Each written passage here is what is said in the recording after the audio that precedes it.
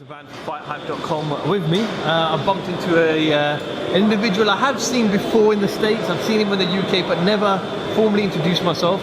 I'm with Arthif Daniel, aka Mr. Hitman, Dr. Hitman rather, because he's a dentist by profession as well. Arthif, how are we doing? I'm good, thank you. I'm good. How about yourself, Razvan? Yeah, I'm good. You mentioned you came out here to see one of your friends in Callum Smith. Callum Smith is the mandatory for the WBC belt, which is held currently by a good friend of yours in Badou Jack, the Ripper. Yes. Let's talk firstly, obviously, Badou's next fight, which is obviously against James Degale. It's taking the Barclays Center in New York next month. I believe it's the 14th, 15th of January. Badou favourite for you? 100% clear, and that's not because he's a brother to me, but I believe. I'm not going to take anything away from James Degale. I think James Degale is a very good fighter. He's a great champion, but Badou, he's another level. He's another breed, and he's been doing a lot of things. And a lot of the guys, I was speaking to the guys from the Mayweather Boxing Club recently as well, and they were saying that he looks ready. They've not seen him look this hungry, this vicious before. And the thing is that I also like, he's been doing a lot of strength work with one of his new strength conditioning trainer, who's also works with Sean Porter's team. So there's been a lot of new dimensions added to Badou's training and his training camp, which I really like. And that's why I'm going to predict. I think I might be a little bit of I have a different opinion here than most people in boxing, but I'm picking Badou by a late stoppage. Wow. I'm picking Badou by late stoppage. James has never been stopped before. I know. But then you also have to think as well. I'm not sure how comfortable James is in making 168.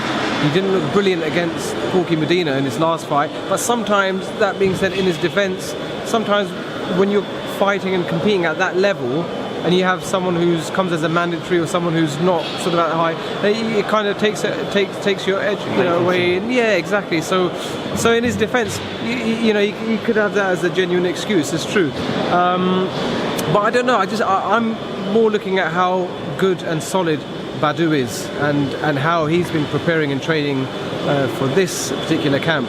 And I think we're going to see the best of Badou Jack, because everyone's saying, at the end of the day, you have to look at Badou's been underdog for so many of his fights. He came up against Degale, and everyone's like, no, Degale, they picked Degale. And look how Badou performed, fantastic. And he went against George Groves on the Floyd Berto undercard, and again, same thing. They were picking George Groves. George Groves is a great fighter, as we know, but Badou, he just turned to another level, knocked him down in the first round, and just really went forward.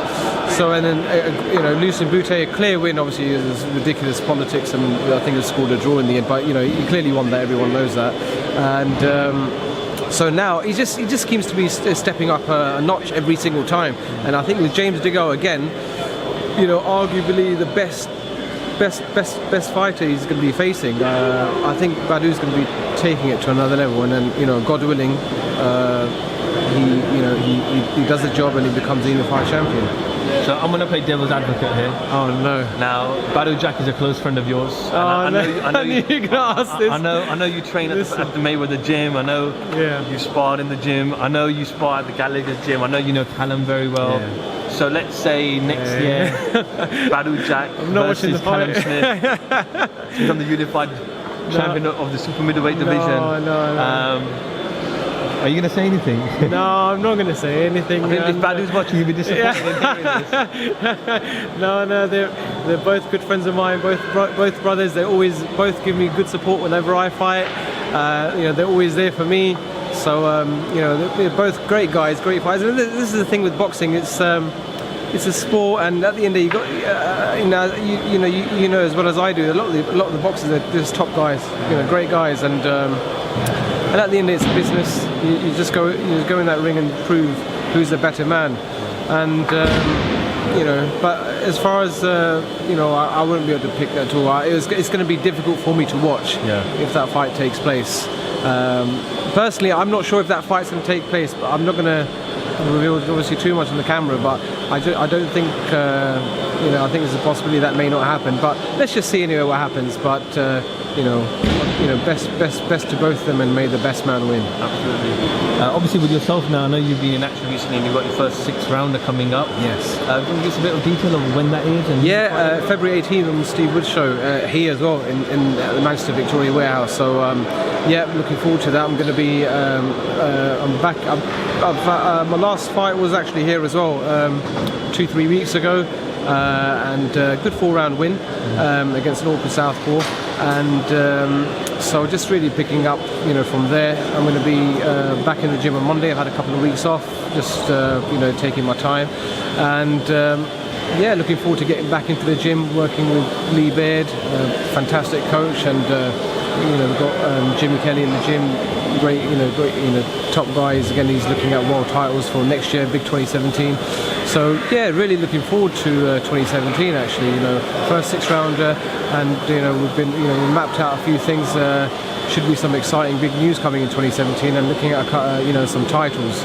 So God willing, I'm just really looking forward to 2017 and showing my skills and showing what I'm about in the boxing. I know you're a ring. dentist by profession, but how do you manage both sciences and professions at one I like time? what you said there. It's true, because boxing's a true science, absolutely.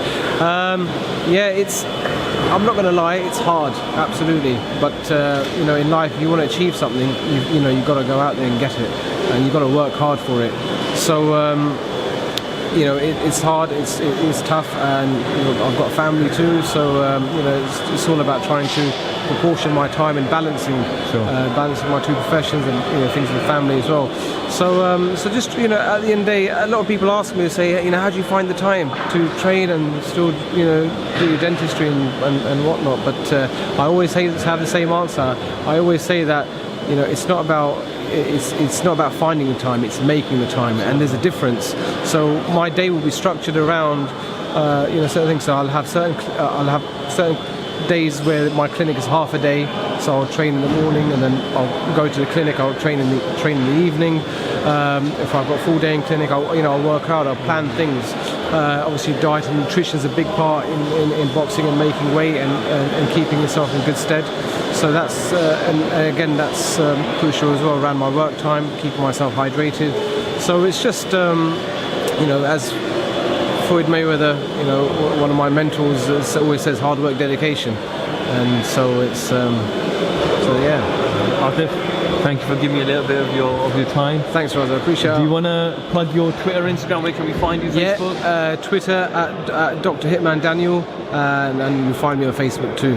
Thanks very much. I always look at your work, Raza. Top work with FightHype, and you and Ben, great work. So I'm looking forward to seeing more of your good work. Appreciate the love. Arthif Daniel, Dr. Hitman Hatton, thank you so much for speaking. Hitman Daniel. Hitman Daniel, my bad. Hitman Hatton. Thank you so much.